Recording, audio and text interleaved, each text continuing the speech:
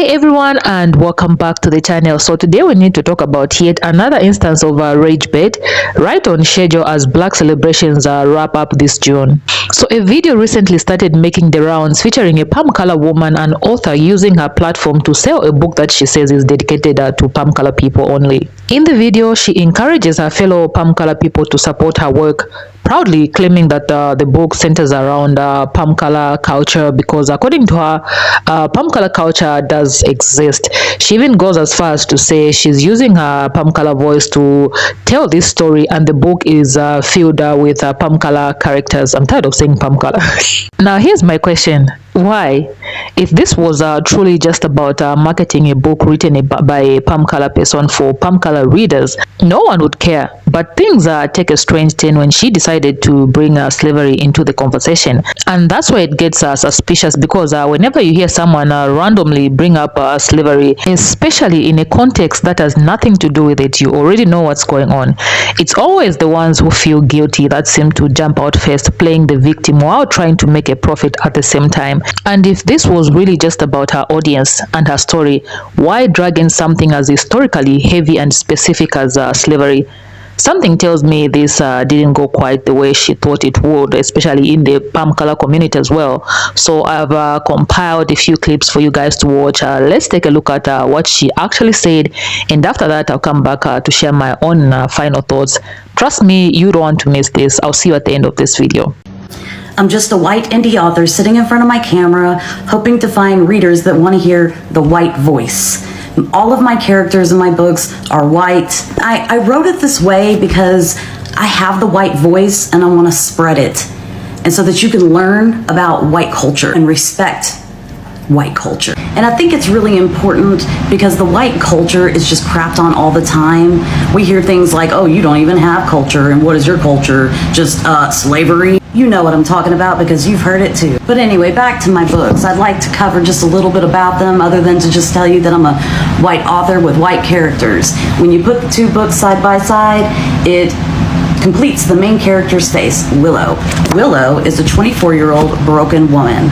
She gets into a marriage too quickly and things start to unravel when she learns about his dark secrets and she feels trapped. She does embark on a love affair with a guy that she meets at a book club. But is he who he says he is? These are domestic psychological thrillers told from multiple point of views, and one of them is actually from the point of view of an unknown stalker, and that's in book 2. They are fast-paced with short chapters, and so they're short and twisty, and you can grab both of them for the price of one on my TikTok shop. Thank you, and support white authors. Yeah. When is the white voice going to get its fair shake in publishing? Imagine pandering your books to MAGA. Like MAGA reads. The last thing MAGA read was the back of the jerky treats bag. She wants to amplify the white voice. We already had episodes of Growing Pains. Thanks. Dear God, may glass find its way into your food. Support my... Lord, this woman again. So she's out here talking about nobody's supporting the white voice, and if nobody's supporting the white characters or white authors, that is a bunch of bullshit. Okay? They've been supporting white authors, white stories, white characters. Everything is built around white characters and the white voice. The truth may be, you just don't have a voice they're looking for. Your stories may not be exciting, may not be anything new to add to the table. You just another white voice, and there are plenty of them. And hell, just this past week, a white voice got a 2-book deal for literally existing. Nothing is on paper, no idea has been told, but they got a 2-book deal because they are white and male. So no, white people are not suffering in publishing. You can just drop that right off. Now maybe your writing is the reason why you're not getting these deals. Your writing is the reason why people are not picking up and wanting to see more. Maybe the agents don't want to see what you got because they already know what it is. I need you to own that. And quit coming on here talking about, whoa, poor white people. That is not the case. That is not the case. The white voice has always been supported. And you're not being discriminated against, please. Girl, stay off TikTok for a while and get yourself together. To find readers that want... It is 2025. Can't we just stop with this white purity bullshit already? I mean, I can't believe that you as an author are sitting there of just your full chest saying things like this.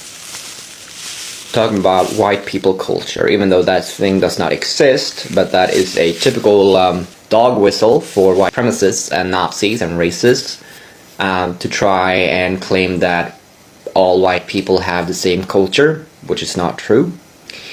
And also to claim that white people are in minority or are suffering or are threatened, which is also not true. Yeah.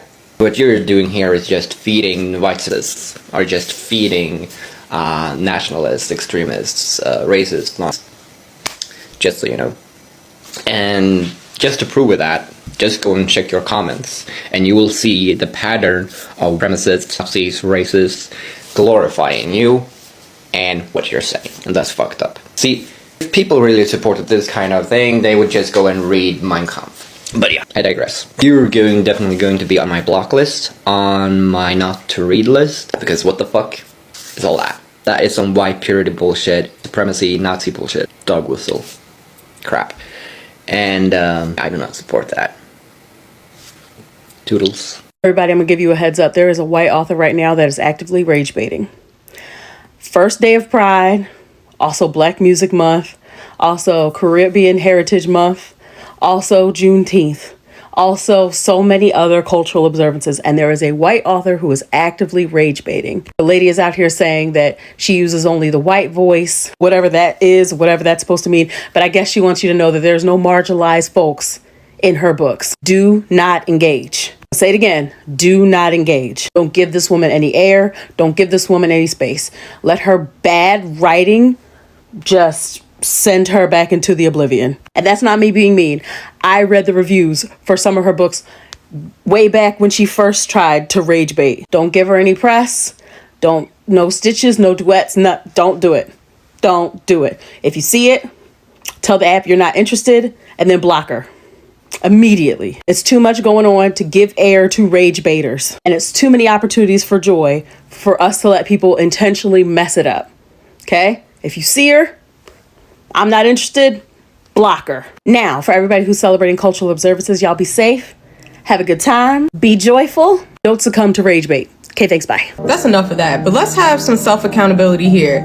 If you are making books and you are a white woman and you are writing books about white people and you are still trying to promote them with a racial undertone and you're still not getting sales and you're not being published by a good publishing group, you wanna know why? Because your writing's trash. Like, honest to God, I feel like if you are a white woman in a white space creating white content and the white people still don't want you, hello, read the fucking room. Like, y'all will get on here and try to blame everybody else but you for the situation that you're in. And this is not the first time I've seen her up here trying to grift off the backs of other POC authors. Like, please stop. Like, at some point you have to realize the reason that you are a white indie author is because you focus all your identity on being white and not actual skill in writing. Your writing's trash. I read one of your books. It's not good.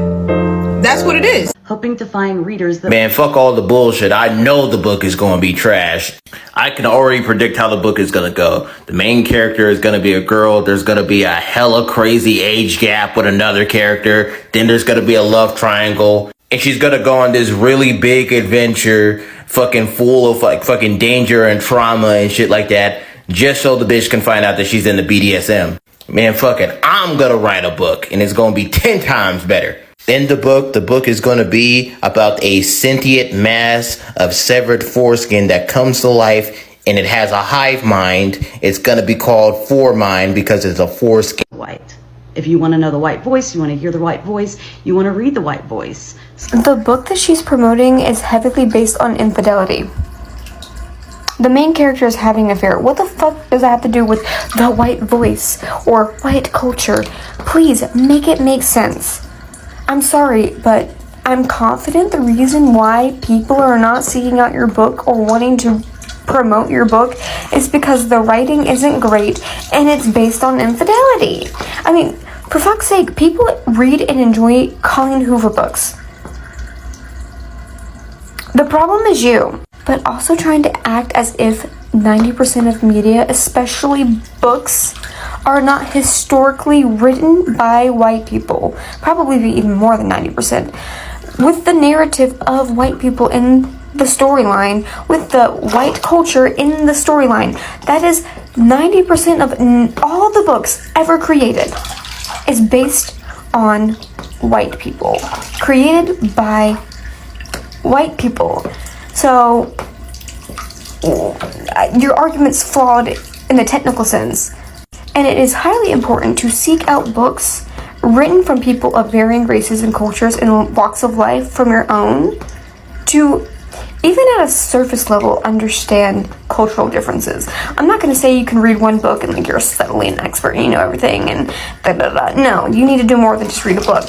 But that's just scraping the minimal surface, is exposing yourself or being willing to expose yourself to other cultures. I think you should read more books. That would actually help you with your writing skills if you read more books, especially those of varying cultures. The white.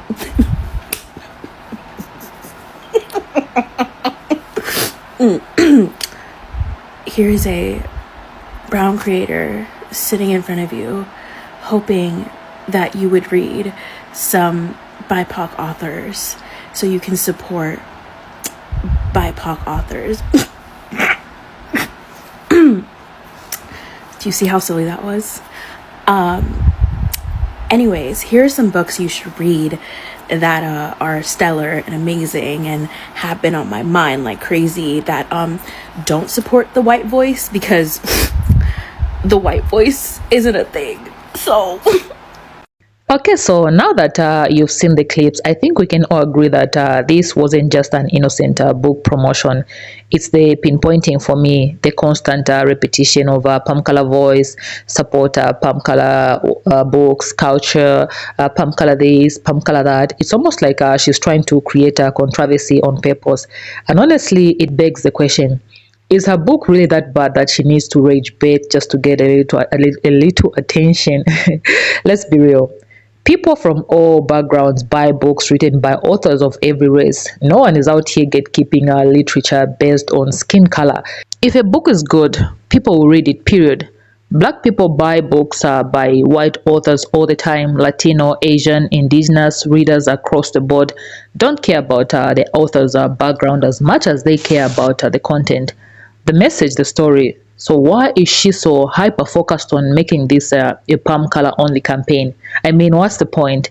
The whole world is going through so much right now, from economic struggles to racial tensions, climate disasters, wars, and political chaos. There are bigger things at stake right now, and this is what she chooses to put her energy into, rallying palm color people around a book. Simply, it's for them, because it's simply for them. This just feels out of touch, tone deaf, and yes, desperate. Okay, I hear desperation. What makes this situation even more frustrating is that is the fact that according to the footage we just watched, this isn't the first time she's done this. In fact, it seems like every time she tries to promote her book, she leans into this same tactic, rage baiting, stirring the pot, trying to spark backlash, just to go viral. And while this it might get a few views or angry clicks, it doesn't build any real respect or credibility. If anything, it's becoming a brand, and that's really sad. Because to be honest, this isn't empowering. It's not revolutionary. It's not even clever. It's lazy. It's a cheap attempt at attention, and frankly, it's quite embarrassing. She's so wrapped up in this victim playing outraging routine that she can't even see how hollow it is. And here's the kicker. Even her own people are calling her out, palm color folks. Many of them are posting videos, comments, and reactions where they are clearly not buying into her narrative. Those are the screenshots that are the screenshots of the comments that I've displayed on the screen. You can pause to read. They're not defending her. In fact, a lot of them are actively criticizing her for trying to use race as a marketing tool. And I mean, that says a lot, because when your own target audience starts pushing back, Maybe it's time to, reevaluate the message you're putting out there. But does she? Nope. She doesn't. She doubles down as if her controversies are only real strategy. And to be blunt, it's starting to look like that's all she's got. Her book, from what I've seen, it's not even being praised for its writing. I heard that from one of the sisters saying that the ratings are also bad on Amazon. Its characters or its story, there's no buzz about the plot, no excitement about the themes. All the attention is centered around her toxic mindset, her polarizing speeches, and the way she tries to make everything about race and identity in the most divisive way possible. That's not how you sell the book. That's how you alienate readers. And again, if this was just about Pam Kala supporting one of their own, no one would care. Like, seriously, people would have scrolled past it. But when you pull slavery into it, when you try to intertwine your book sales with something as traumatic and historically painful as slavery, you're no longer just promoting a book, you're exploiting centuries of suffering to make a point that didn't need to be made. And for what? A few sales? That's where it crosses the line. That's why people of all backgrounds are calling her out, because she went from simply telling the story to pushing a divisive, harmful message under the guise of empowerment, and it's not working. People see through it. And at this point, all I can say is that let's not reward this kind of behavior. Let's not give unnecessary attention to those who thrive off negativity and division. There's so many talented authors out there, white, black, indigenous, Asian, Hispanic, who are writing meaningful, powerful stories that deserve to be read and supported.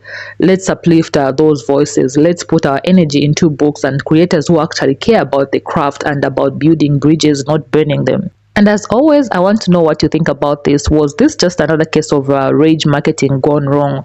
Or is there a deeper issue here about identity, guilt, and the way some people try to twist history for personal gain? Please drop your thoughts in the comment section down below. I'll be reading and responding. And if you enjoyed this video, please don't forget to like, share, and subscribe if you haven't already. I appreciate every single one of you who shows up, stays engaged, and keep the conversation going in real and respectful way. Thank you for watching. I will definitely see you in my next video. Please stay peaceful.